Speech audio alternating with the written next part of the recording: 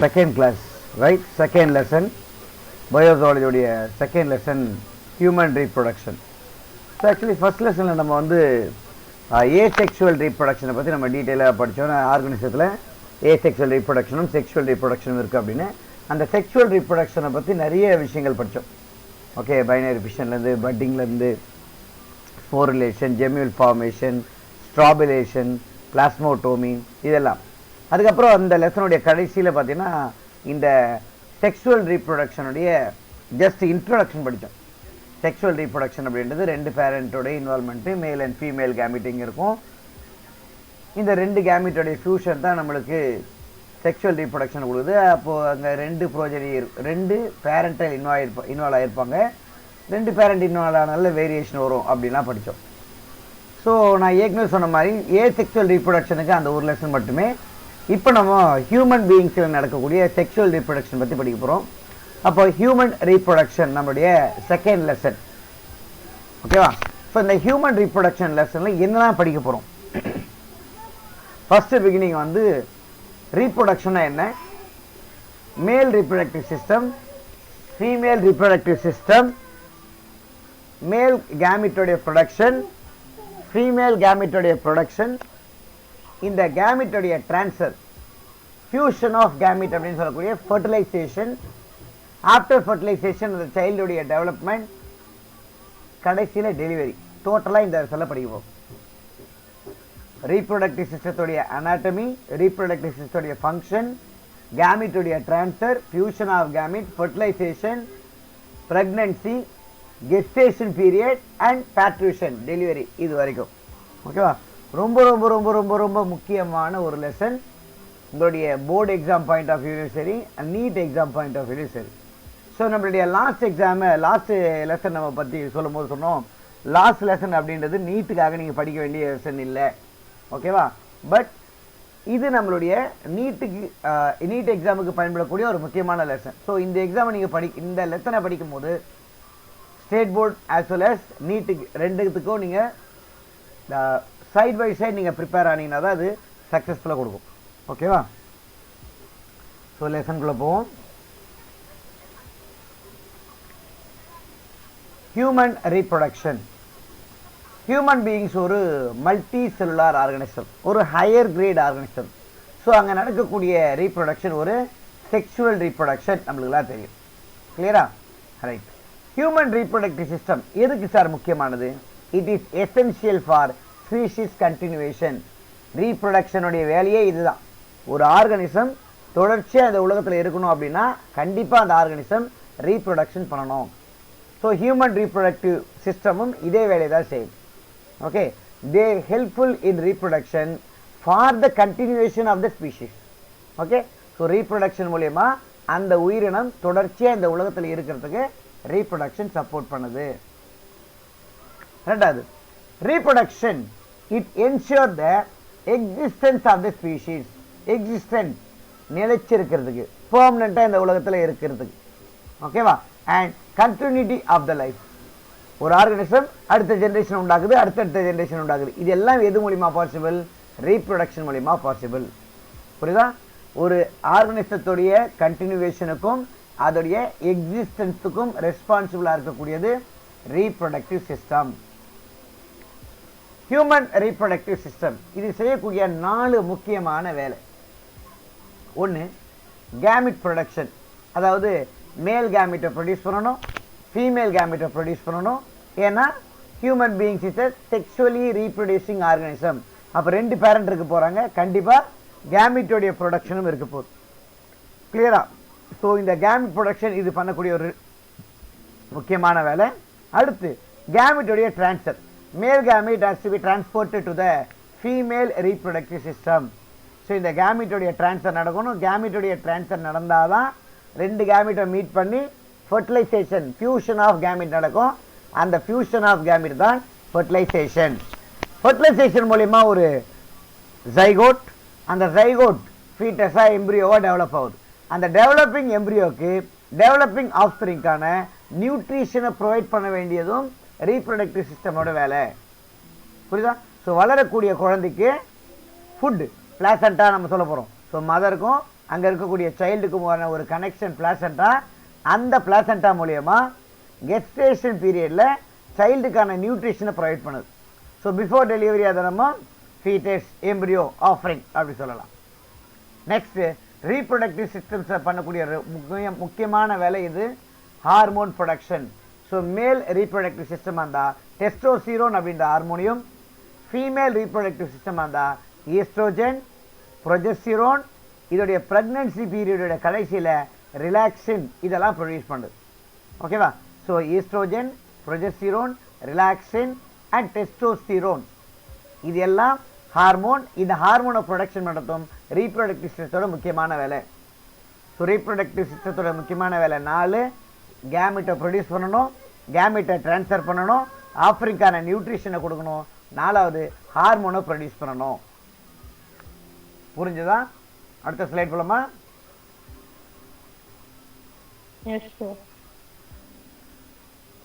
Okay.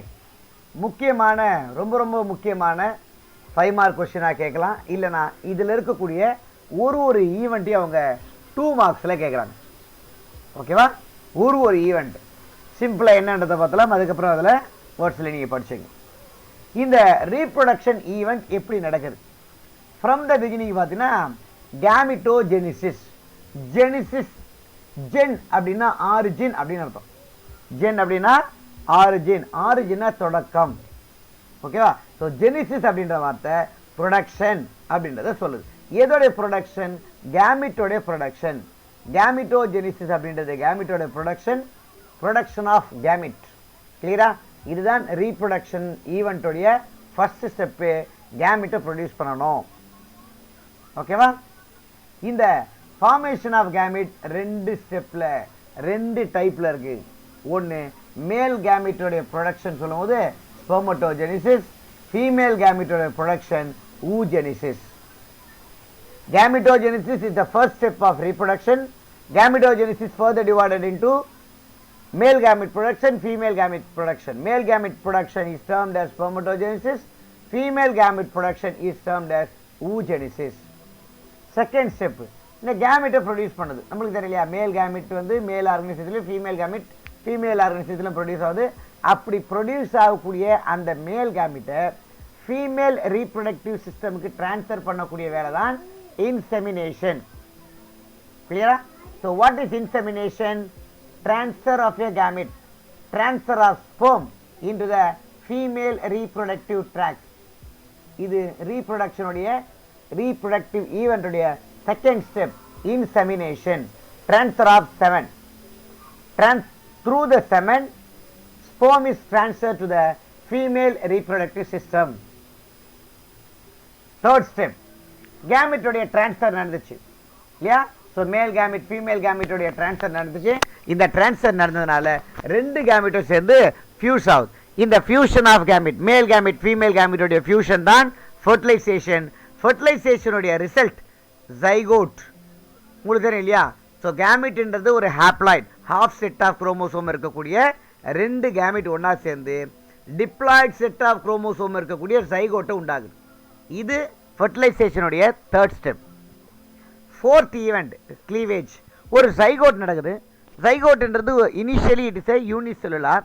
ஒரு organism develop ஆகணும் அப்படின்னா அந்த ஜைகோட் தொடர்ந்து டிவைட் ஆகணும். ஸோ இப்போது ஜைகோட்டில் நடக்கக்கூடிய மைட்டாட்டிக் டிவிஷன் தான் ஃபோர்த் ஸ்டெப், கிளீவேஜ்.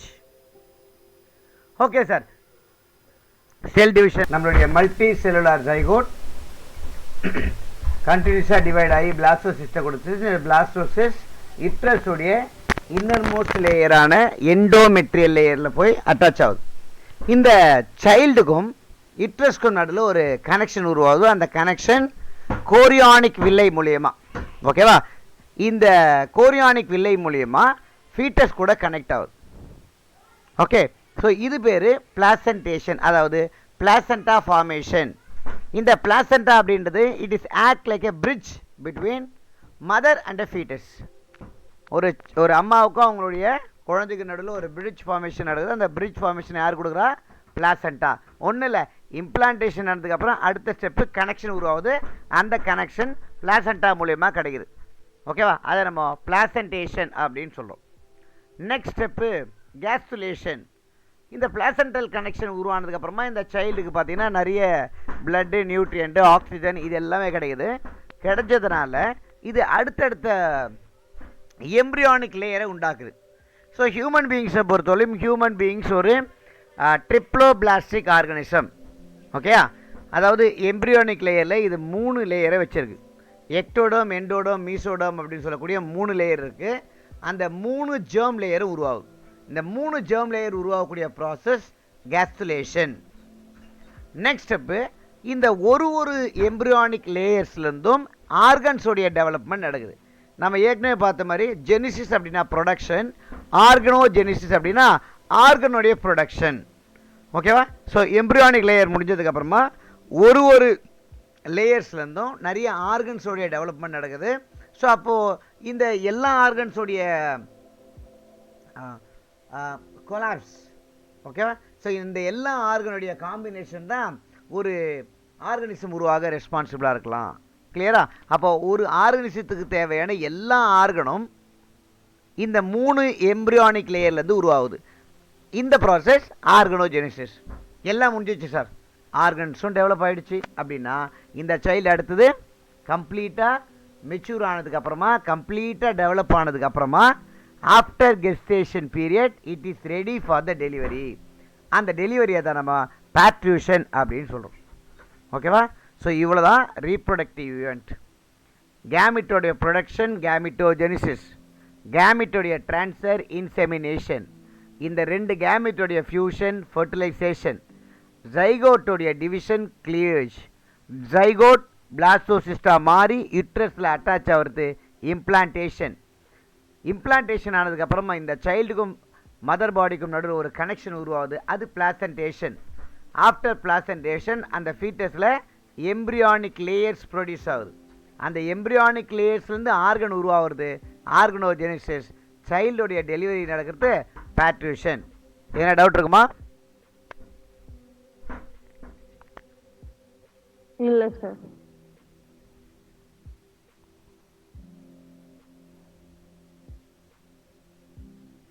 ஓகே, நிறுத்து. இப்போ தான் நம்ம ஆக்சுவல் லெசனுக்கு போகிறோம். ரீப்ரொடக்ஷன் ஏற்கனவே பார்த்த மாதிரி reproduction is the production of young one from the organism. அது செக்ஷுவல் மெத்தட்லேயோ ஏசெக்ஷுவல் மெத்தட்லேயோ இருக்கலாம். ஹியூமன் பீயிங்ஸ் ஒரு higher grade highly developed organism. So human பீயிங்ஸில் நடக்கக்கூடிய reproduction sexual reproduction. Human beings ஒரு viviparous organism. That means child is developed inside the female body and directly delivered from the female body. Okay? இந்த reproductive system ரெண்டா பிரிச்சிடலாம்.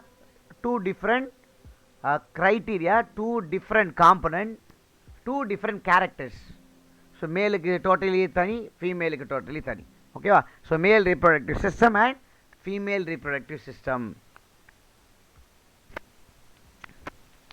So human ரீப்ரொடக்ஷனுடைய ஈவெண்ட்ன்றது gametogenesis, insemination, fertilisation, cleavage, implantation, pregnancy and பேட்ரிஷன்.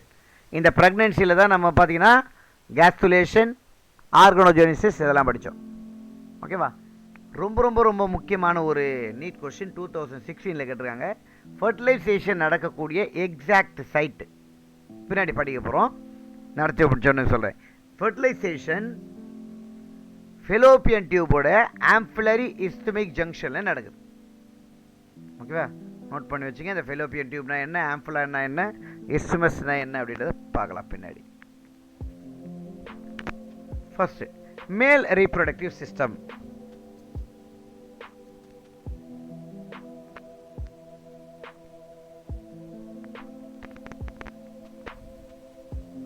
Right.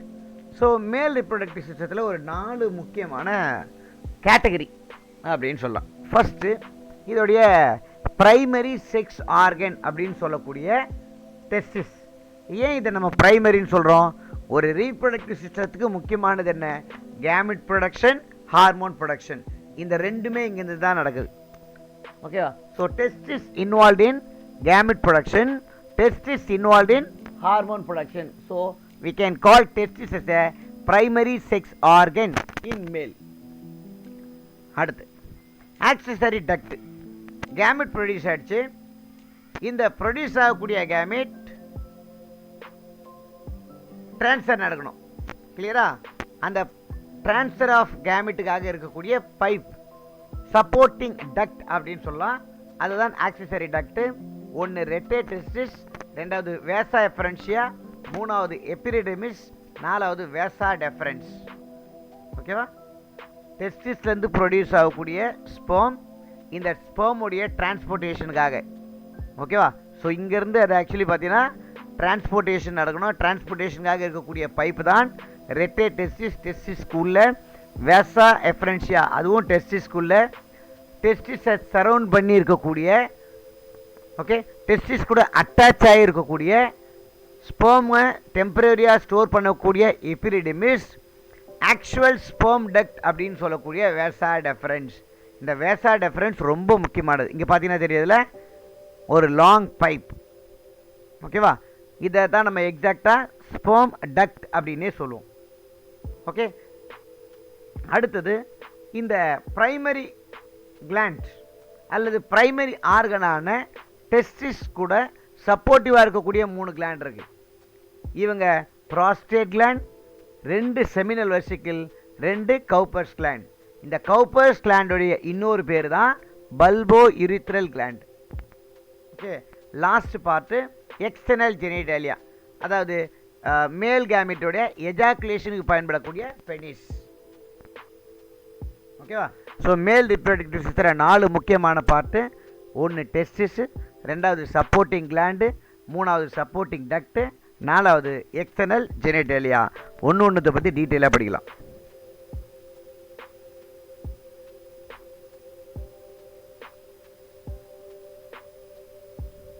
Okay, மேல் reproductive சிஸ்டத்தில் நம்ம ஏற்கனவே பார்த்தது just மட்டும் பாருங்கள். டெஸ்டிஸ் அப்படின்னா என்ன அர்த்தம்னா, டெஸ்டிஸில் 4 வகையான செல்ஸ் இருக்குது. டெஸ்டிஸுடைய கவரிங் லேயர் டியூனிகா ஆல்பிகியோனியா. டெஸ்டிஸ்க்கு உள்ளே இருக்கக்கூடிய செல் செமினிஃபெரஸ் டியூபிள்ஸ் அப்படின்னு சொல்லுவோம். ஓகேவா? ஸோ இதுதான் actual site of sperm production. Okay, seminiferous tubule. அடுத்து இனிபின் அப்படின்ற ஹார்மோனை செக்ரீட் பண்ணக்கூடிய அல்லது நியூட்ரிஷனை ப்ரொவைட் பண்ணக்கூடிய செல் செர்டோலி செல். ரெண்டாவது அடுத்து இருக்கக்கூடிய லைடிக் செல், ஹார்மோனை ப்ரொடியூஸ் பண்ணக்கூடிய செல் லைடிக் செல். ஓகேவா? ஸோ இதெல்லாம் டெஸ்டிஸ்க்கு சப்போர்ட்டிவாகவும் டெஸ்டிஸோட ரிலேட்டடாக இருக்கக்கூடிய பார்ட். சப்போர்ட்டிவ் கிளாண்ட் அப்படின்றது பார்த்தோம். Seminal vesicle, prostate gland, bulbourethral gland. Duct என்னென்ன பைப் இருக்குது? Rete testis, vasa efferentia and vasa deferens and epididymis. ஸ்பெர்மை டெம்பரரியாக ஸ்டோர் பண்ணி வச்சுருக்கக்கூடிய எபிரிடமிஸ். வேசா டெஃபரன்ஸுடைய கண்டினியூஷன் எஜாக்குலேட்டரி டக்ட். அந்த எஜாக்குலேட்டரி டக்ட்லேருந்து யூரித்ரா, அந்த யூரித்ராலேருந்து யூரித்ரல் மீட்டர்ஸ் வழியாக இந்த ஸ்பெர்முடைய எஜாக்குலேஷன் நடக்குது. ஆக்சுவலி இதோட ஆர்டரே இப்படி தான். இந்த இடத்துல நீங்கள் எபிரிடமிஸ் போட்டுக்கணும். ஸ்பெர்ம் செமினிஃபெரஸ் டியூபிளில் ப்ரொடியூஸ் ஆகி ரெட்டே டெஸ்டிஸ்க்கு வந்து, அங்கேருந்து வேசா எஃபரன்ஷியா வந்து, அங்கேருந்து எபிரிடமிஸில் ஸ்டோர் ஆகி வேசா டெஃபரன்ஸ் வழியாக டிரான்ஸ்போர்ட் ஆகி ejaculatory duct and urethra duct வழியாக அவுட்டர் பார்ட்டுக்கு போகுது. ஓகேவா?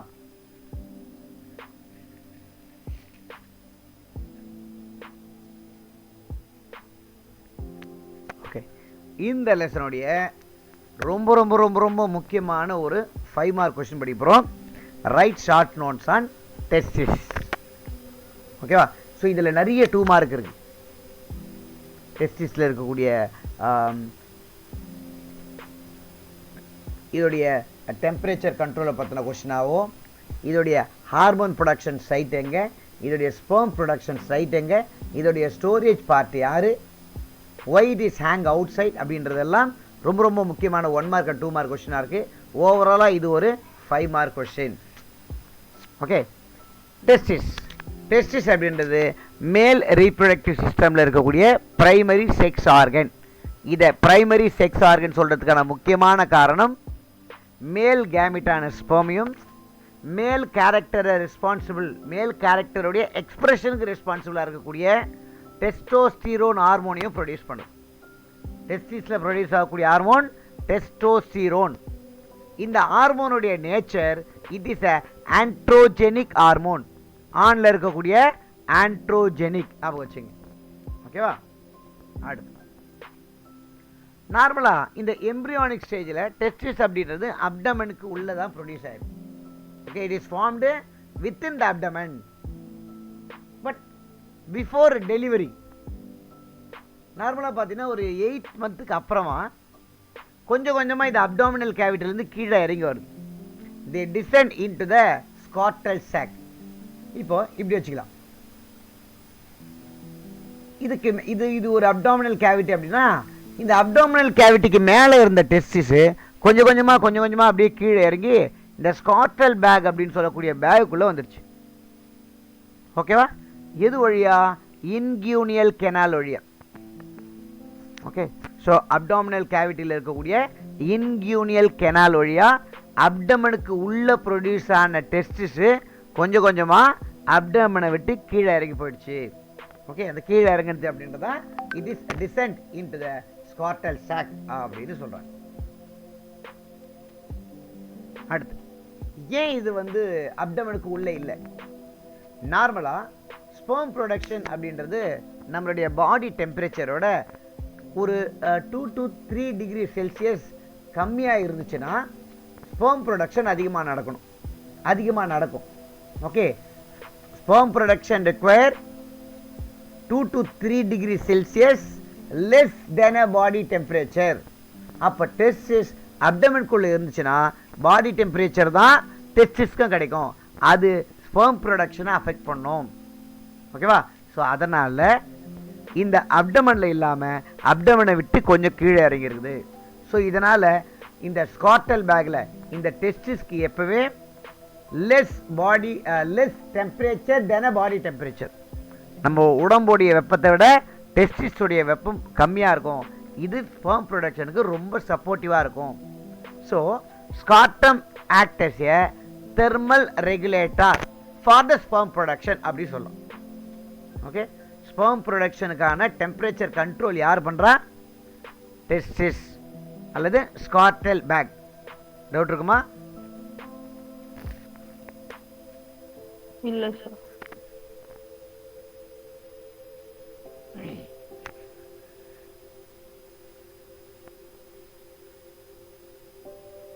ஓகே, நெக்ஸ்ட் டெஸ்டிஸை கவர் பண்ணியிருக்கக்கூடிய ஒரு கவரிங் லேயர் டியூனிகா ஆல்பிஜீனியா. ஓகேவா? It is a protective covering layer for the testis. இந்த ஒரு டெஸ்டிஸை நிறைய செக்மெண்ட்டாக பிரிச்சிருக்கு. இந்த ஒரு செக்மெண்ட்டுக்கும் லோபியூல்ஸ் அப்படின்னு பேர். கிளியரா?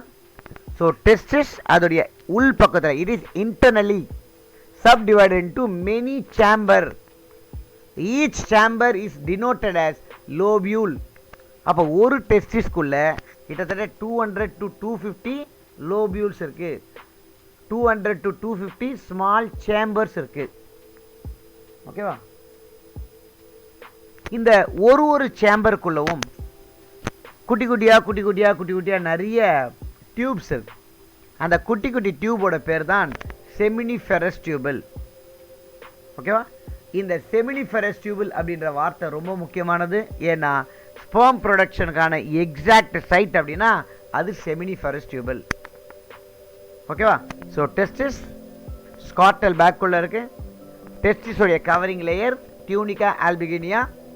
டெஸ்டிஸை நிறைய சின்ன செக்மெண்ட்டாக இன்னர்ஸ் பார்ட்டில் இது நிறைய குட்டி செக்மெண்ட்டாக பிரிஞ்சிருக்குது. ஒரு செக்மெண்ட்டுக்கும் லோபியூல் அப்படின்னு பேர். ஒரு லோபியூல்ஸ்குள்ளேயும் ஸ்மால் டியூப் லைக் ஸ்ட்ரக்சர்ஸ் இருக்குது. அது பேர் தான் செமினிஃபெரஸ் டியூபல். நம்ம ஏற்கனவே இன்னொன்று படிக்க போகிறோம், இன்டரஸ்டியல் செல். என்ன சார்? 2 செமினிஃபெரஸ் டியூபலுக்கு நடுவில் இருக்கக்கூடிய சின்ன கேப் தான் இன்டரஸ்டியல் செல். அங்கே தான் லேடிக் செல்ஸ் இருக்குது. ஓகேவா?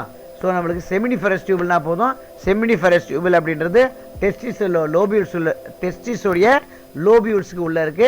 இதுதான் actual site of sperm production.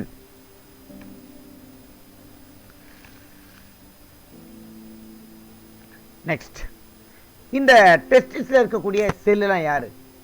இதில் ஒரு முக்கியமான செல்லு செர்டோலி செல்ஸ். ஓகேவா?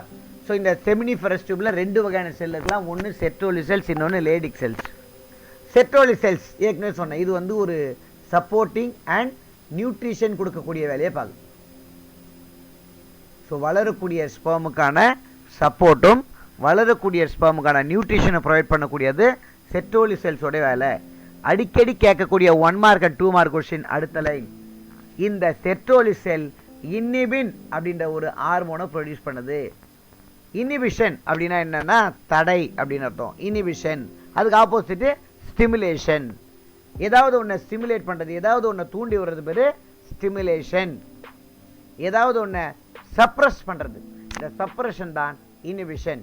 ஸோ செர்டோலி செல் இனிபின் அப்படின்ற ஒரு ஹார்மோனை ப்ரொடியூஸ் பண்ணுது. இந்த ஹார்மோன் ஸ்பெர்ம் ப்ரொடக்ஷனுக்கான நெகட்டிவ் ஃபீட்பேக் கண்ட்ரோலை கொடுக்குது. என்ன அர்த்தம்? ஸ்பெர்ம் ப்ரொடக்ஷன் அதிகமாகிடுச்சு. ஸ்பெர்ம் ப்ரொடக்ஷன் அதிகமாகுது அப்படின்னா அந்த எக்ஸஸ் ப்ரொடக்ஷன் ஆஃப் ஸ்பெர்மை கண்ட்ரோல் பண்ணக்கூடிய வேலை, அதுதான் negative feedback control. Okay? So இந்த negative feedback sperm production excess ஆகும்போது அந்த ஸ்பெர்ம் ப்ரொடக்ஷனை குறைக்கக்கூடிய நெகட்டிவ் கண்ட்ரோல் அல்லது நெகட்டிவ் ஃபீட்பேக் கண்ட்ரோலான வேலையை செய்யக்கூடியது இந்த இனிபின் ஹார்மோன். இது அடிக்கடி கேட்கக்கூடிய கான்செப்ட். கண்டிப்பாக இந்த வருஷம் பப்ளிக் எக்ஸாமில் ஏதாவது ஒரு கோட்டையிலி ஆஃப்லி இல்லை ஆனுவலி இந்த வார்த்தையை நீங்கள் எழுதுவீங்க. What is inhibin, what is the role of inhibin, அல்லது 1 மார்க்கில் கேட்டால் inhibin is secreted by Sertoli cell. The role of inhibin providing nutrition to the developing sperm. ஓகேவா? அடுத்தது லேடிக் செல். நம்ம ஏற்கனவே படித்தோம். டெஸ்டிஸ் இருக்குது, டெஸ்டிஸ்க்குள்ளே குட்டி குட்டி சேம்பர் இருக்குது. அந்த ஒரு சேம்பரையும் லோபியூல்ஸ் அப்படின்னு சொல்ல போகிறோம். அந்த லோபியூல்ஸுக்கு நடுவில் லோபியூல்ஸுக்கு உள்ள ஸ்மாலர் டியூபிள்ஸ் இருக்குது. அந்த டியூபிள்ஸ் தான் செமினிஃபெரஸ் டியூபிள். ஓகேவா? தெரியுதா உங்களுக்கு? செமினிஃபெரஸ் டியூபிள் தெரியுதா? இந்த செமினிஃபெரஸ் டியூபிளுக்கு நடுவில் இருக்கக்கூடிய கேப் இருக்குல்ல, இந்த கேப்பில் இருக்கக்கூடிய செல் தான் லேடிக் செல் அல்லது இன்டரெஸ்ட்ரியல் செல். இன்டரெஸ்ட்ரியல் செல் அப்படின்னா செமினிஃபெரஸ் டியூபிள்ஸ்க்கு நடுவில் இருக்கக்கூடிய கேப்பில் இருக்கக்கூடிய, it is found in between seminiferous tubules அப்படின்னு சொல்லலாம். இந்த லேடிக் செல் ரொம்ப ரொம்ப முக்கியமான 1 மார்க் கொஸ்டின். மேல் ஹார்மோனான டெஸ்டோஸ்டிரோன், இந்த டெஸ்டோஸ்டிரோனை ப்ரொடியூஸ் பண்ணக்கூடிய செல்லே லேடிக் செல் தான். லேடிக் செல்லுடைய இன்னொரு பேர் இன்டரெஸ்ட்ரியல் செல்.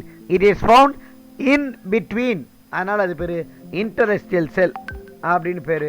இதோட வேலை it stimulate the sperm production. ரொம்ப முக்கியமான, இங்கே பாருங்கள், it is essential for sperm ப்ரொடக்ஷனுக்கும் சைட் ஆஃப் ஸ்பெர்ம் ப்ரொடக்ஷனும் வேறு வேறு. ஓகேவா? ஒரு வேலையை ஸ்டிமுலேட் பண்ணக்கூடிய வேலையை இவங்க பார்க்குறாங்க. But production seminiferous tuple. ஓகேவா? அந்த ப்ரொடக்ஷனுக்கு காரணமான ஸ்டிமுலேஷன் இந்த ஹார்மோன் தான் கொடுக்குது. டவுட் இருக்குமா? இல்லை sir. Okay. So 2012 NEET example இதை கேட்டிருக்காங்க. Leydig cell secrete testosterone hormone. Okay.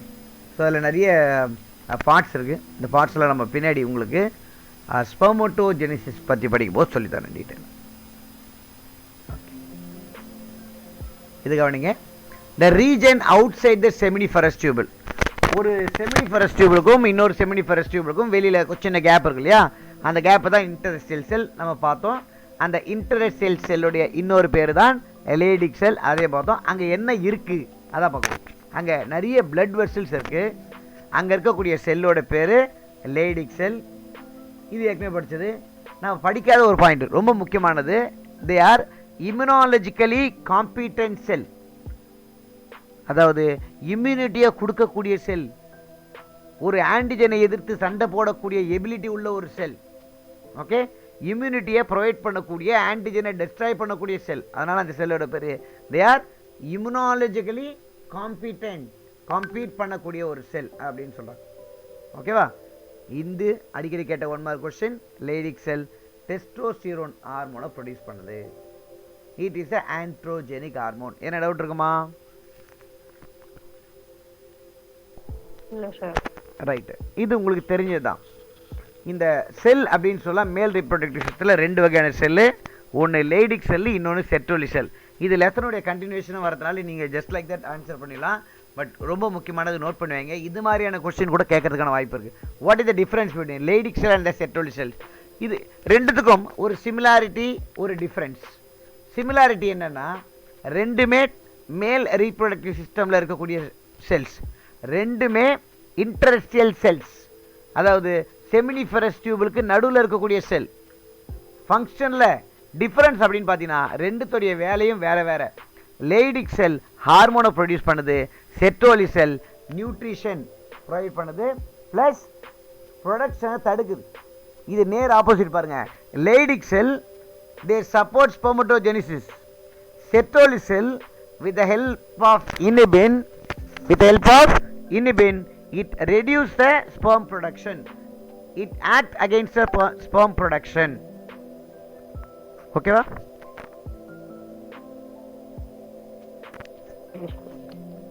Right.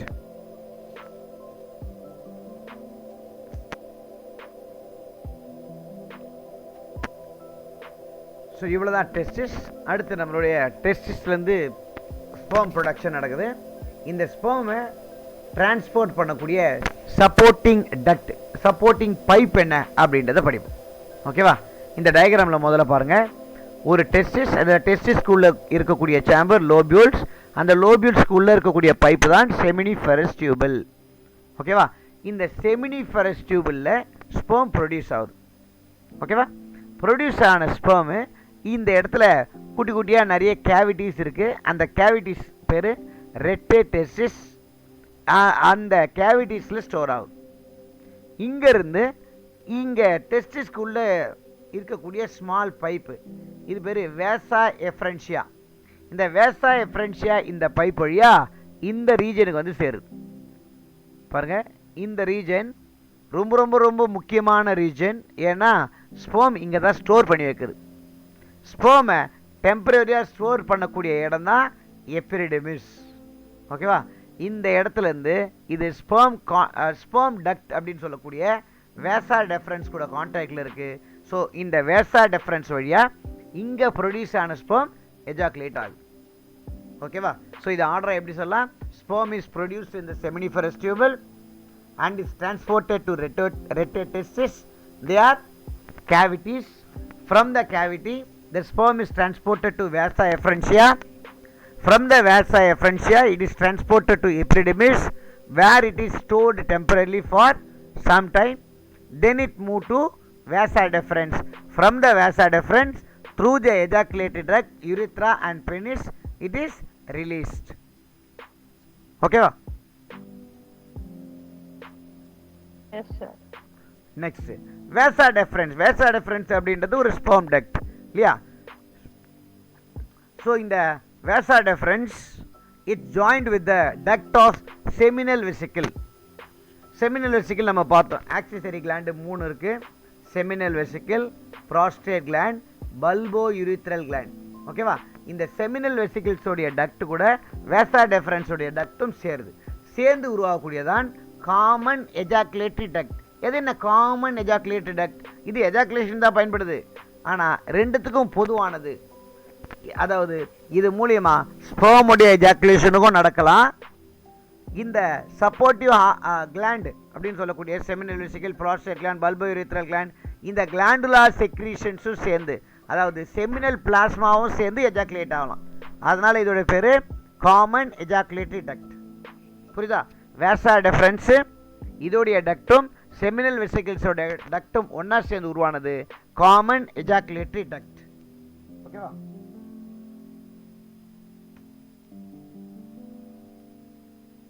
Okay. So conduction of the sperm through the accessory duct ஏற்கனவே நம்ம பார்த்தது தான் இல்லையா?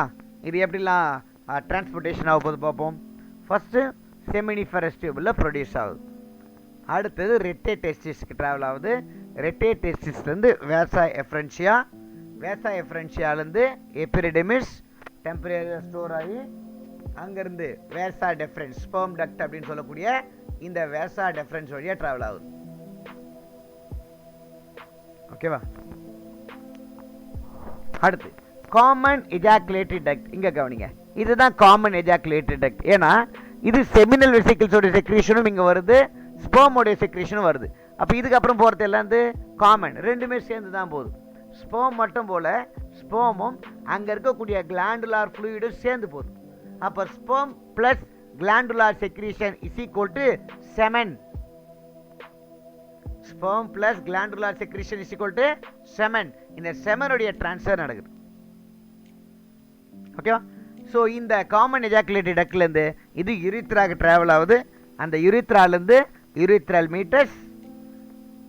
ஓகே, இதுதான் ஸ்பெர்ம் டிரான்ஸ்போர்ட் ஆகக்கூடிய பாத்வே. ஓகேவா? அடுத்து போலாமா? S sir.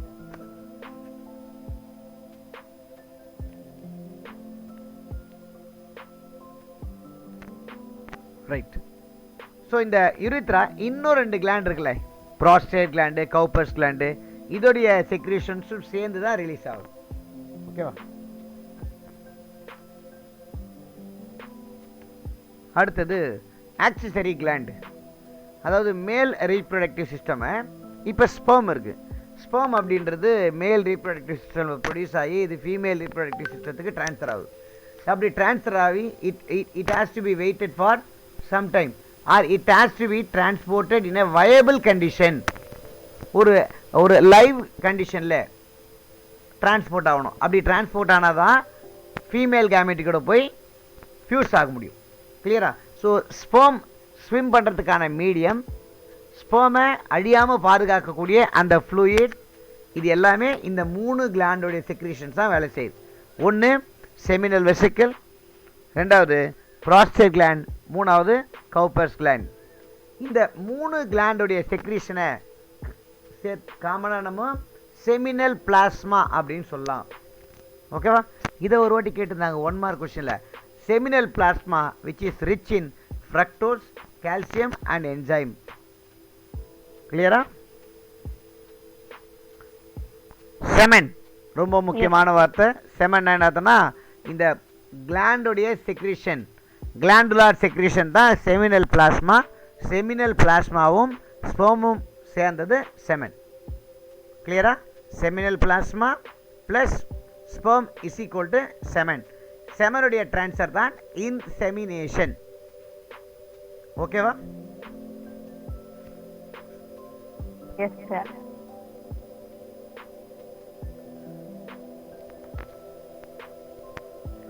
ஓகே, இந்த கிளாண்டுலார் செக்ரீஷன்ஸ் உள்ள ஃப்ளூயிடோட வேலை என்ன? ஒன்று டிரான்ஸ்போர்ட்டேஷன் ஆஃப் த ஸ்பெர்ம். உங்களுக்கு ஸ்பெர்ம் தெரியும், ஸ்பெர்முடைய மூமெண்ட்டு ஒரு லேஷிங் மூமெண்ட். ஸ்பெர்ம் அப்படின்றது ஒரு ஃப்ளாஜுலேட்டட் ஆர்கானிசம். அப்போ அது ஸ்விம் பண்ணி தான் போகுது. அந்த ஸ்விம் பண்ணுறதுக்கான மீடியமாக யார் இருக்காங்கன்னா இந்த ஃப்ளூயிட்ஸாக இருக்குது. So they are helpful for the transportation of the sperm. ரெண்டாவது ஸ்பெர்முக்கான நியூட்ரியேட்டை கொடுக்குது. ரொம்ப முக்கியமான வேலை ஒரு ஸ்பெர்முக்கான அல்கலைனிட்டியை கொடுக்குது.